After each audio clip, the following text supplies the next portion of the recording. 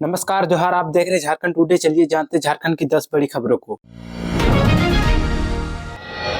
झारखंड की 18 ट्रेनें 5 दिनों के लिए रद्द, रेलवे ने बताई वजह। झारखंड के चक्रधरपुर और आद्रा रेल मंडल में 4 जगह लाइन ब्लॉक के कारण 1.5 दर्जन ट्रेनों का परिचालन 22 से 26 दिसंबर तक प्रभावित होगा। दक्षिण पूर्व जोन के अनुसार चक्रधरपुर मंडल के सोनवा और लोटा पहाड़ स्टेशन का निर्माण कार्य के कारण 24 दिसंबर को टाटानगर इतवारी एक्सप्रेस, टाटानगर राउरकेला लोकल और हावड़ा कांताबाजी इस्पात एक्सप्रेस अप डाउन में रद्द रहेगी। कांड्रा और चांडिल के बीच लाइन ब्लॉक के कारण 22 दिसंबर को टाटानगर आसनसोल एक्सप्रेस, टाटानगर आसनसोल लोकल और टाटानगर बरकाखाना पैसेंजर का परिचालन बंद रहेगा। ऐसे में लोगों को एक जगह से दूसरी जगह आने जाने में परेशानियों का सामना करना पड़ेगा। दूसरी ओर 23 और 26 दिसंबर को Jhargram Purulia MEMU train up down में रद्द रहेगी। दूसरी ओर आद्रा रेल मंडल ब्लॉक में 26 दिसंबर को रांची हावड़ा इंटरसिटी और 27 दिसंबर को टाटानगर हटिया एक्सप्रेस बदले मार्ग से चांडिल से पुरलिया के बदले मुरी होकर चलेगी। लाइन ब्लॉक के कारण 22, 23 और 26 दिसंबर को धनबाद टाटानगर स्वर्ण रेखा एक्सप्रेस आद्रा तक चलेगी। वहीं आसनसोल मेमू ट्रेन 23 और 26 दिसंबर को टाटानगर नहीं आकर पुरलिया स्टेशन से अप डाउन करेगी। बताया जाता है कि चक्रधरपुर मंडल में ब्लॉक के कारण पुणे संतरागाछी हमसफर एक्सप्रेस, नांदेड़ संतरागाछी एक्सप्रेस और हावड़ा मुंबई दुरंतो एक्सप्रेस को समय बदलकर चलाने की योजना है।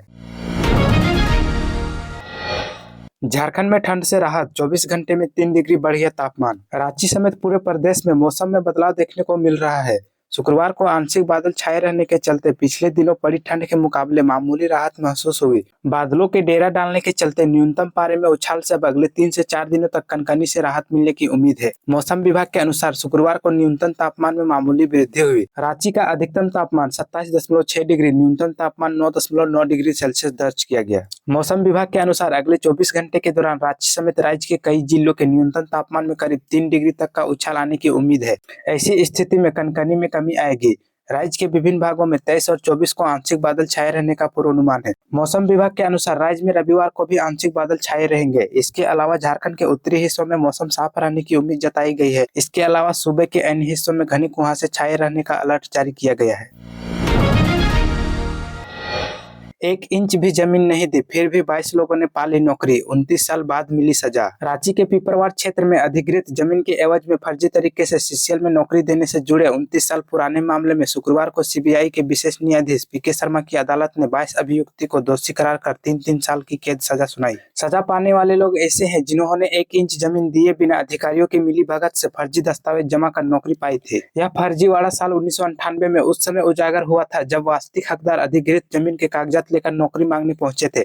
इसके बाद सीबीआई ने 18 अगस्त 1998 में प्राथमिकी दर्ज की थी। सीबीआई ने 5 साल बाद जांच पूरी करते हुए 3 मई 2003 को चार्जशीट दाखिल की थी।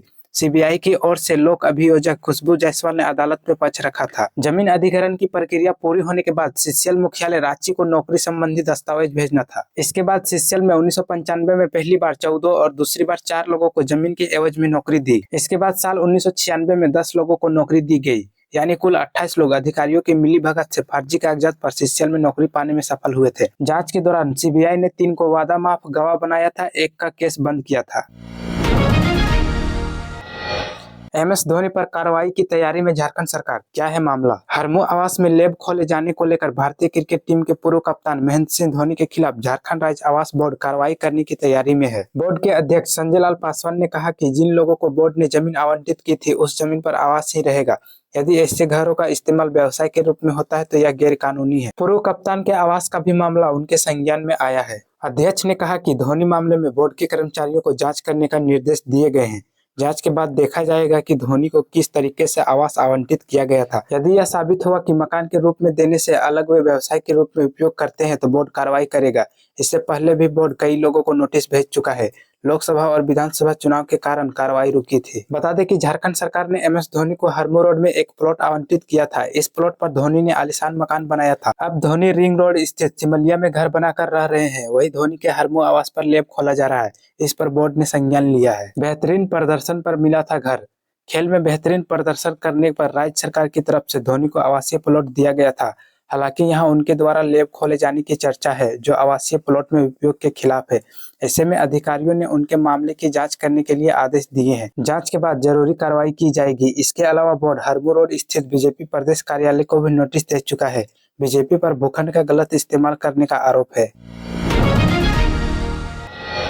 मैया सम्मान योजना का और लंबा हुआ इंतजार, पैसा कब आने की संभावना। मुख्यमंत्री हेमंत सोरेन 28 दिसंबर को लाभुकों को मैया सम्मान योजना की राशि उनके खाते में भेजेंगे। मुख्यमंत्री रांची के नामकुम में स्थित खोजाटोली आर्मी ट्रेनिंग ग्राउंड में होने वाले राज्य स्तरीय कार्यक्रम में कुछ महिला लाभुकों को सांकेतिक रूप में प्रति लाभुक 2500 रुपए सौंपेंगे। मुख्य सचिव अलका तिवारी की अध्यक्षता में सोमवार को कार्यक्रम की तैयारी को लेकर उच्च स्तरीय बैठक हुई, जिसमें सभी जिलों के डीसी वीडियो कॉन्फ्रेंसिंग के जरिए शामिल हुए। उन्होंने कार्यक्रम स्थल पर लाभुकों को लाने की व्यवस्था करने का निर्देश दिया। कार्यक्रम को लेकर सभी जिलों के डीडीसी या एडीएम स्तर के अधिकारियों को नोडल अधिकारी बनाया गया है। उपायुक्तों से कहा गया है कि वे अपने जिले से लाए जाने वाले लाभुक और बसों की सूची को रांची जिला प्रशासन को जल्द उपलब्ध कराएं। हर जिले से जिन बसों के जरिए लाभुकों को शामिल कराया जाएगा, उसका इंचार्ज JSLPS दीदी को बनाया गया है। मुख्य सचिव ने बताया कि राज्य के सभी 24 जिलों में 3 लाख से अधिक लाभुकों को कार्यक्रम में बुलाया गया है। लाभुकों को कार्यक्रम स्थल तक ले जाने की व्यवस्था करने का निर्देश सभी जिलों के उपायुक्तों को दिया गया है। कार्यक्रम में हर जिले से कुछ लाभुकों को सांकेतिक रूप से 2500 रुपए सौंपेंगे। मैया योजना में अब तक 55 लाख से अधिक महिला लाभुकों का रजिस्ट्रेशन हो चुका है। रांची में घर खरीदने का मौका, आवास बोर्ड निकालेगा 85 प्लॉट की लॉटरी, बरियातों में बनेंगे कॉमर्शियल। झारखंड राज्य आवासीय बोर्ड ने धुरवा के मुड़मा मौजा 85 प्लॉट की लॉटरी करने का निर्णय लिया है। इसके अलावा बोर्ड बरियातों में आवासीय सह व्यावसायिक कॉम्प्लेक्स बनाएगा। यह निर्णय शुक्रवार की बोर्ड की 76वीं बैठक में लिया गया। बैठक में मुख्यालय सहित अन्य जिलों में भी निर्माण कार्य कराने कर्मचारियों के हित में कई फैसले लिए गए। अध्यक्ष ने कहा कि धुरवा में 5 एकड़ भूखंड की प्लॉटिंग कराई जाएगी। इसमें कुल 85 प्लॉट बनाकर लॉटरी के द्वारा आवंटित किया जाएगा। हजारीबाग प्रमंडल अंतर्गत सारले के आवासीय कॉलोनी में भी निर्माण कराने को लेकर महत्वपूर्ण निर्णय लिया गया।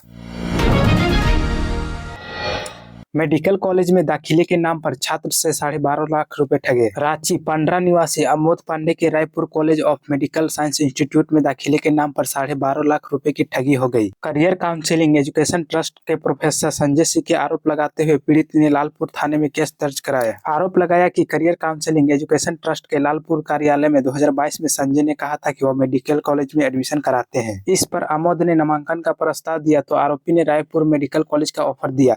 इस एवज में 20 लाख मांगे। उन्होंने 4 लाख नगद दिए और चेक में 8.5 लाख दिए। इसके बाद आरोपी टरकाने लगा। तय समय बाद पैसा मांगने गए तो आरोपी फरार हो गया। इसी बीच अपर बाजार के राकेश श्रीवास्तव से भी 5 लाख ठगने का पता चला। इसके बाद उन्होंने केस दर्ज करवाया।